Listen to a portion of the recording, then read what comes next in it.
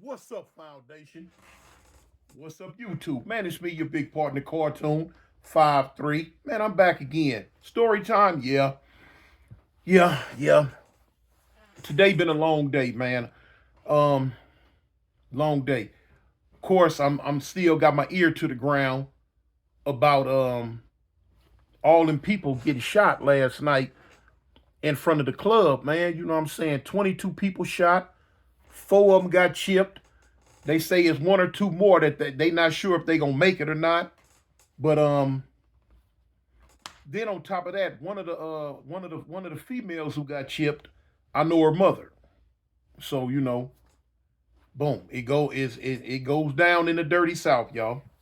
Goes down in the dirty south, man. On another more happier note, uh, man, let's take our hat off and give a shout out to them Colorado Buffaloes, man. That boy Deion Sanders, man, he pulled one off last night. I thought for sure they was finna bite the dust. They was finna go down in a hail of smoke. But man, if it's a will, there's a way. And them boys pulled it out, man. They pulled it out. Man, they pulled it out in a real way, man. Uh that Hail Mary at the end, yeah, man. And then that boy Travis Hunter. He's the best player in the country right now on both sides of the ball. You know what I'm saying? Travis is a bad man. Then they got the boy. They finally let the boy Omarion Miller show up. Then you got Horn, the boy Horn, the wide receiver. But anyway, that's football. This ain't no football station, y'all. This ain't no sports channel. This right here, this right here, this right here, this is a prison story channel. Dun dun dun.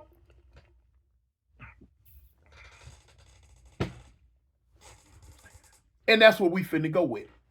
Listen, um, in prison, as well as sometimes on the street, but mostly in prison, whatever group that you belong to, whatever your group may be, there's always going to be rules and regulations. There's always going to be rules and regulations because without rules and regulations, you have total chaos. Can't function like that, man. If you don't have some form of structure, then the whole house is coming down like a house of cards.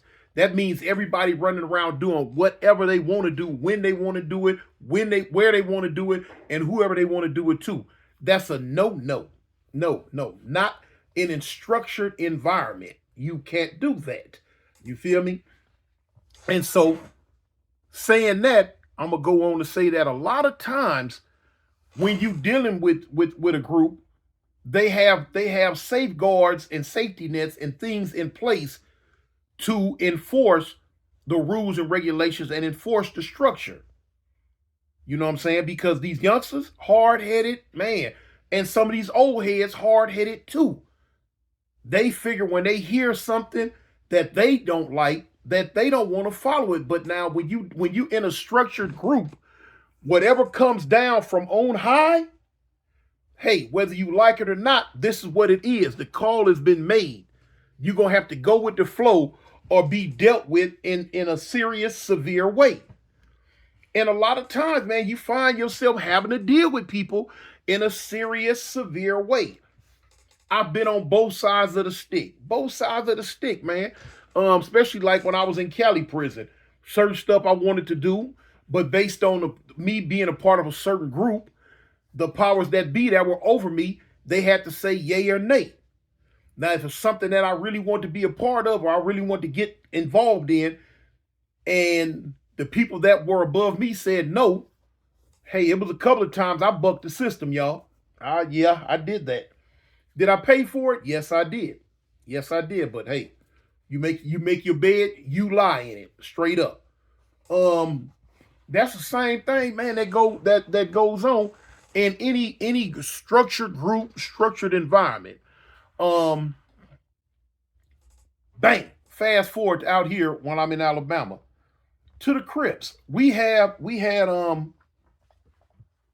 a structured group in a lot of the prisons out here, and when you got, like I say, when you got that structured group, you got to have people in place that's going to enforce those rules. To make it plain and simple, you got to have a hit squad.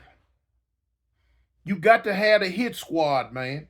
And the hit squad being, these are the enforcers. These are the disciplinary group. When somebody get wrong and they seem like they don't want to listen to what you're talking about, or they just gonna continue to keep doing what you told them they cannot do. Okay, now we have to send the enforcer crew, the hit squad after you. We got to send them after you, man. And depending on the level of your violation, depending on how long you've been violating, if you are a repeated offender, that's what's going to dictate the severity of the punishment. That's what's going to dictate how bad the hit squad is coming to do you. You know what I'm saying? And the range of punishments goes from down here to up here. Now down here, you might be told to write some standards. You might be told to you know what I'm saying, you got to run some laps or something like that. That's at the lowest level of the severity of it. This at the heightest of the height, you're out of here. You're out of here. You know what I'm saying? Your moms, your pops, your kids, your girlfriend, somebody finna be very, very sad because they are about to lose their loved one. Brought it on itself. And that's how that go, man. And when I was in prison in Alabama,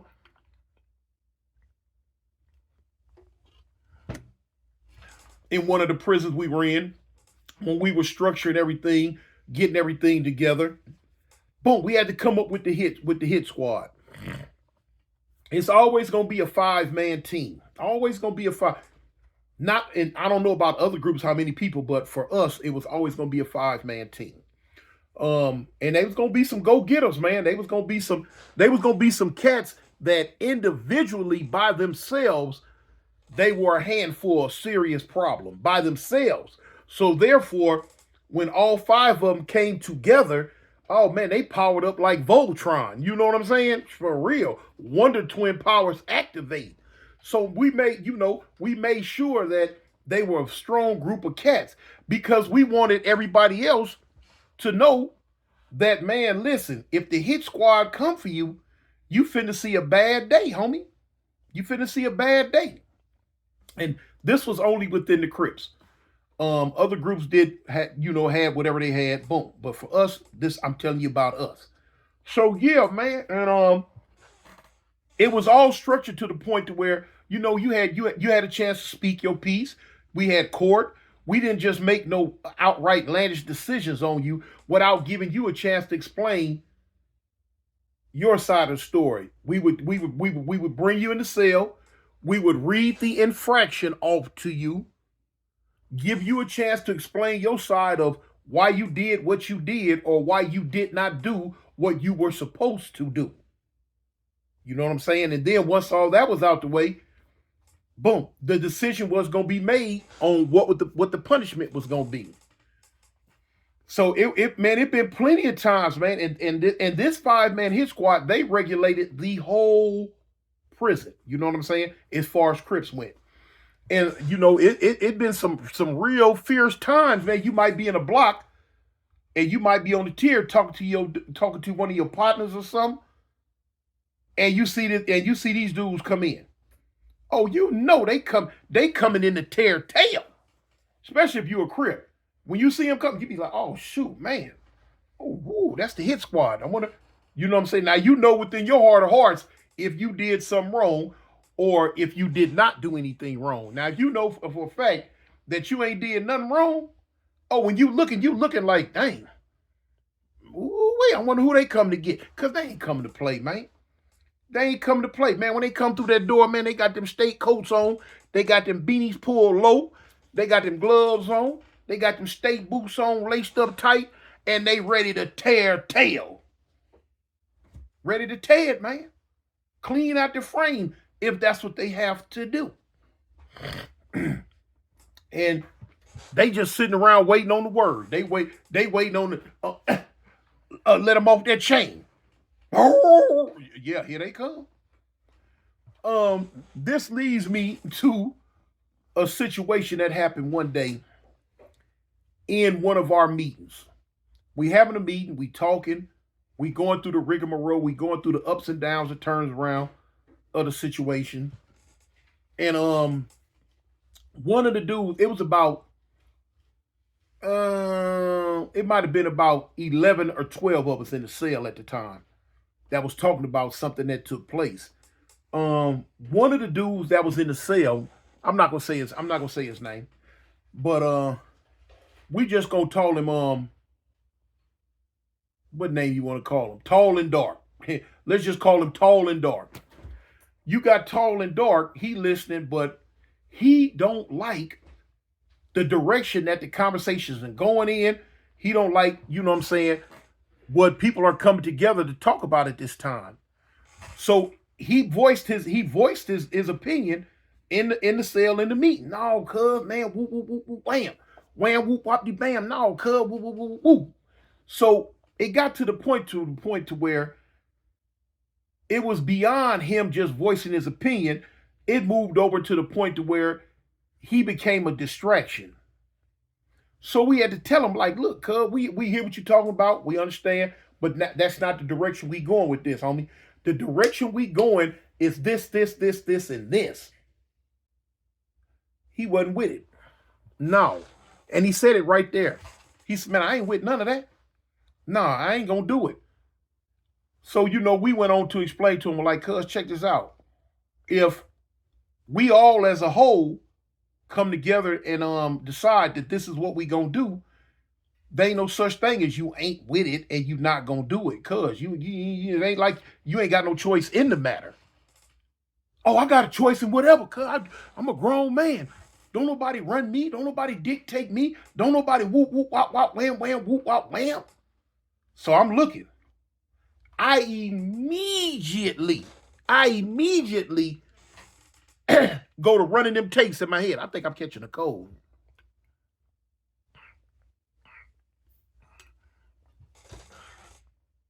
Yeah, I think I'm catching a cold.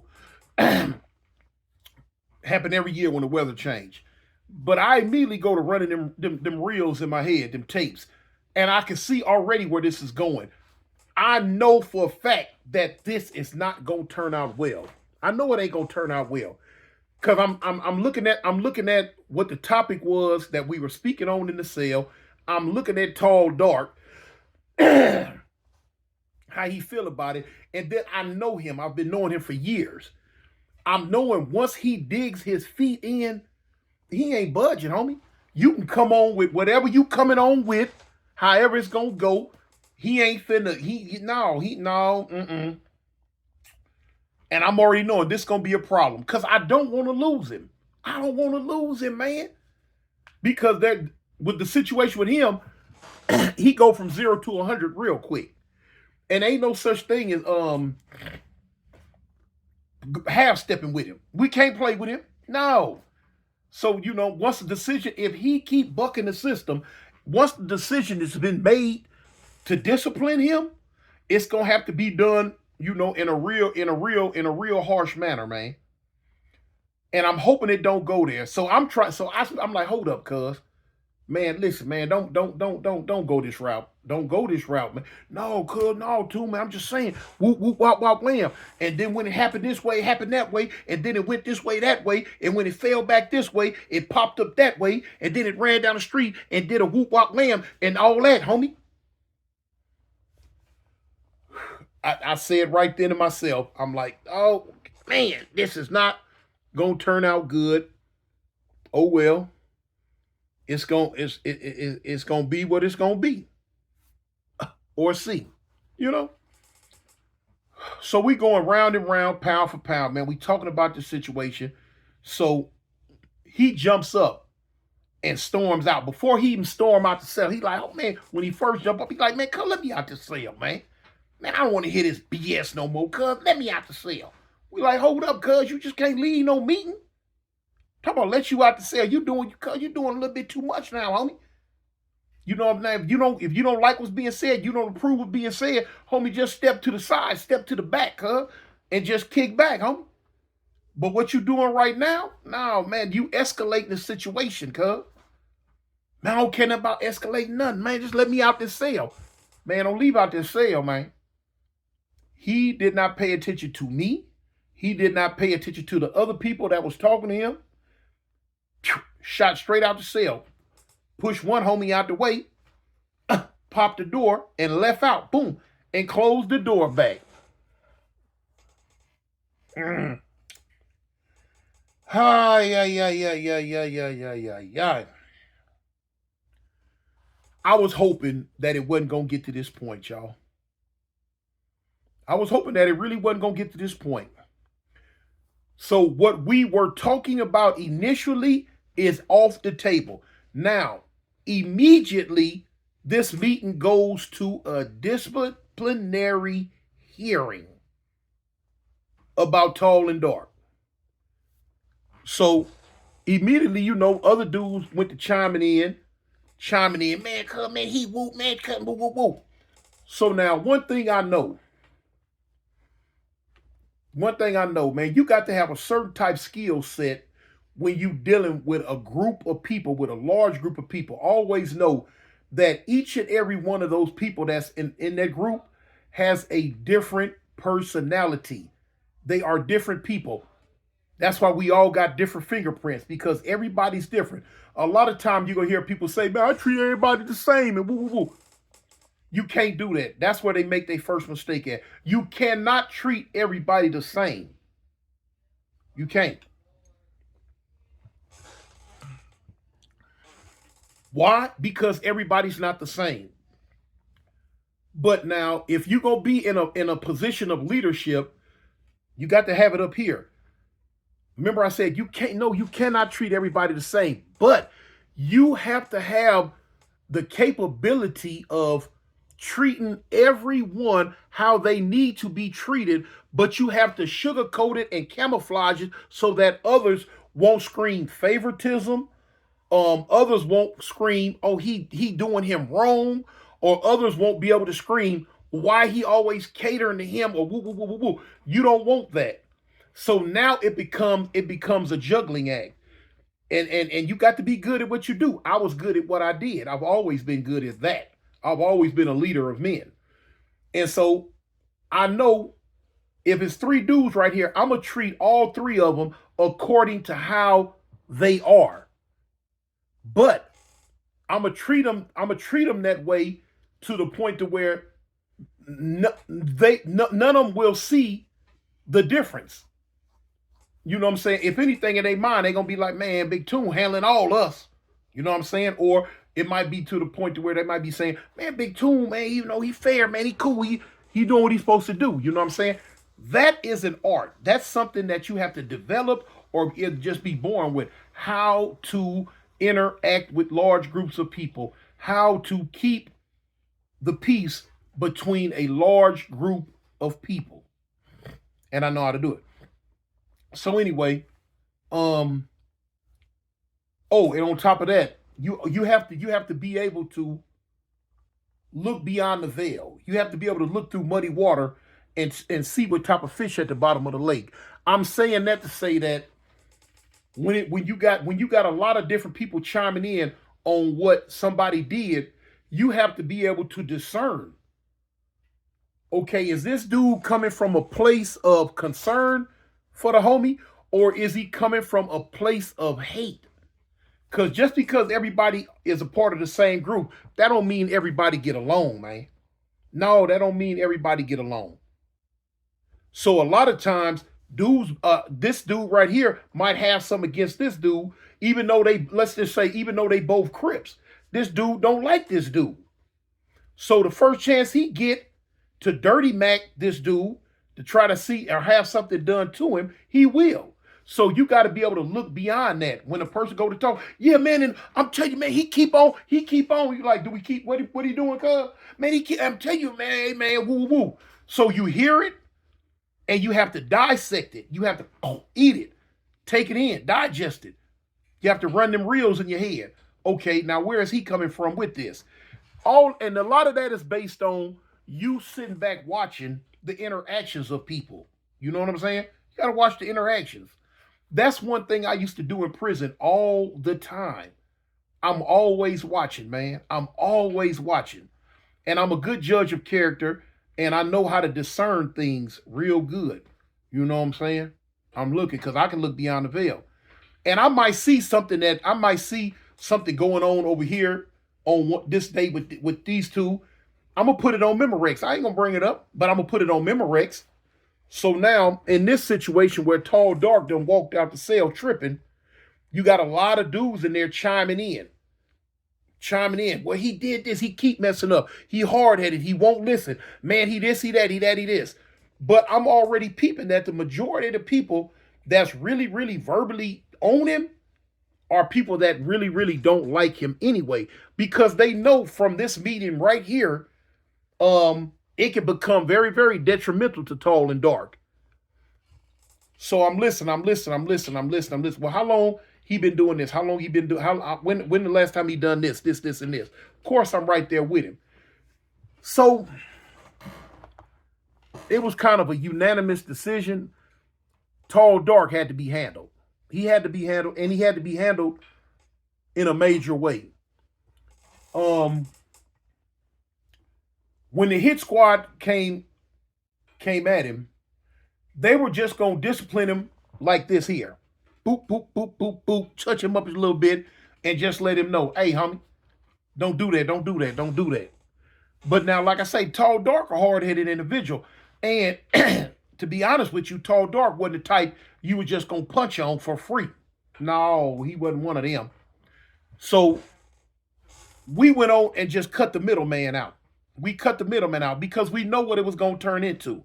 So why even play with it? Let's just go ahead and deal with him accordingly. They had to put that iron on him, y'all. Had to put that iron on him. And when they were sent, they were told, look, just don't kill him. You know what I'm saying? But send him up out of here. Send him up out of here, man.